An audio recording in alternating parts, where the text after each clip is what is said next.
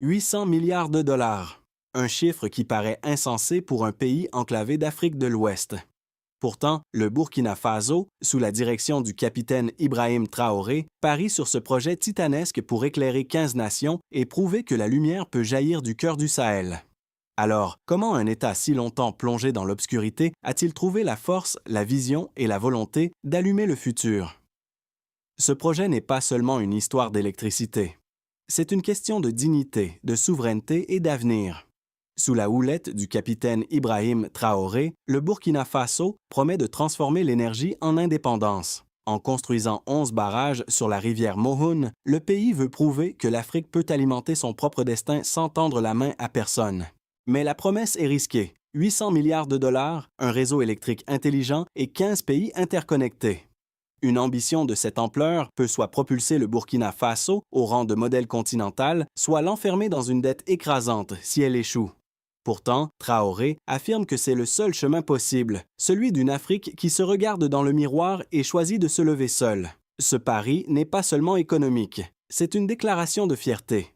Alors, la question demeure, le rêve d'Ibrahim Traoré deviendra-t-il la renaissance d'un continent ou la plus grande illusion du siècle?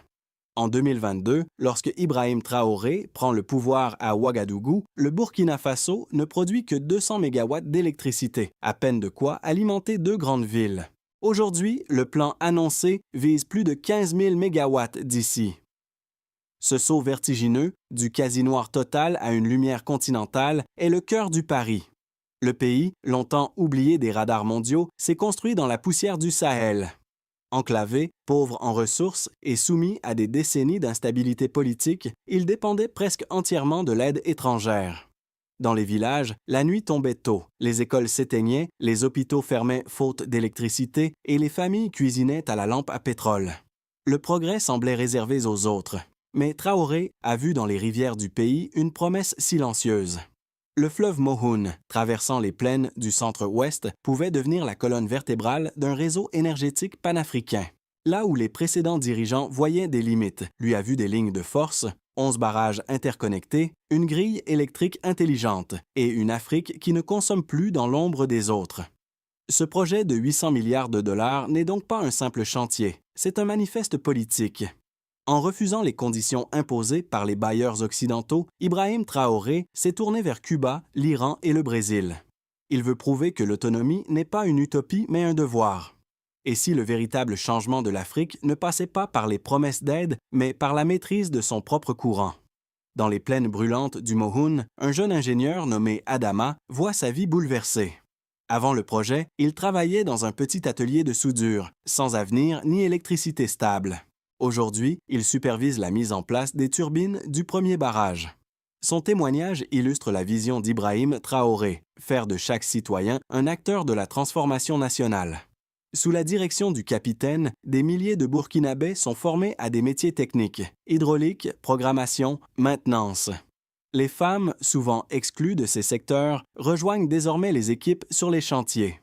Dans les villages alentours, la lumière commence à apparaître.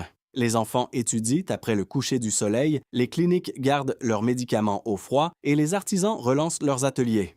Ces premiers résultats, bien que modestes à l'échelle du projet, marquent une rupture symbolique. Pour la première fois, les habitants sentent que le pouvoir vient d'eux, non de l'extérieur. Et au cœur de cette mutation, Ibrahim Traoré devient plus qu'un chef d'État. Il incarne la preuve que la volonté politique peut illuminer la réalité. L'électricité, ici, n'est plus un luxe. C'est une promesse tenue. Tout commence en janvier. À ce moment-là, Ibrahim Traoré annonce publiquement son projet de barrage multiple sur la rivière Mohoun. Beaucoup rient, d'autres doutent. Comment un pays classé parmi les 10 plus pauvres du monde pourrait-il lancer un chantier de 800 milliards de dollars? Pourtant, les travaux démarrent. Les premiers engins percent la roche, les ingénieurs tracent les lignes et les ouvriers creusent les fondations sous un soleil impitoyable.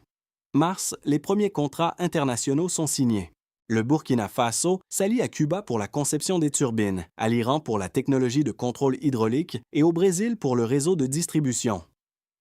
Ce choix, audacieux, envoie un message clair. L'Afrique peut choisir ses partenaires selon ses intérêts, pas selon les pressions.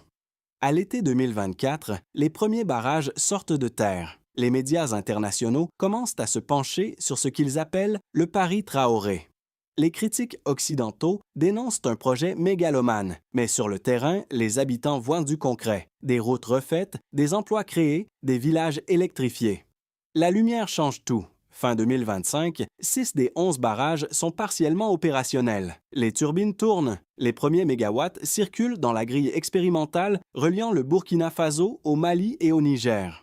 La vision prend forme, une Afrique connectée, où l'énergie ne s'achète plus mais se partage. Mais derrière le progrès, la pression augmente, les coûts explosent, les ingénieurs étrangers réclament des garanties et les puissances occidentales s'inquiètent de perdre leur influence énergétique sur la région. Les réseaux diplomatiques s'agitent. Washington, Paris, Bruxelles observent, perplexes.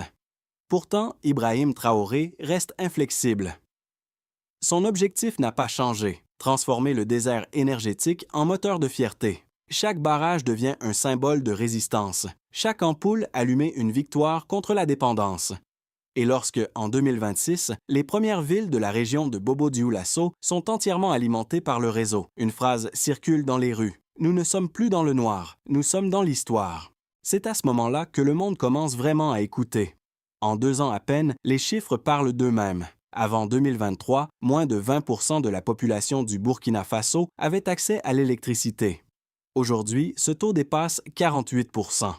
Ce bond spectaculaire représente plus de 4 millions de foyers désormais connectés au réseau. La différence se voit la nuit, des villages entiers, jadis plongés dans le noir, scintillent à perte de vue.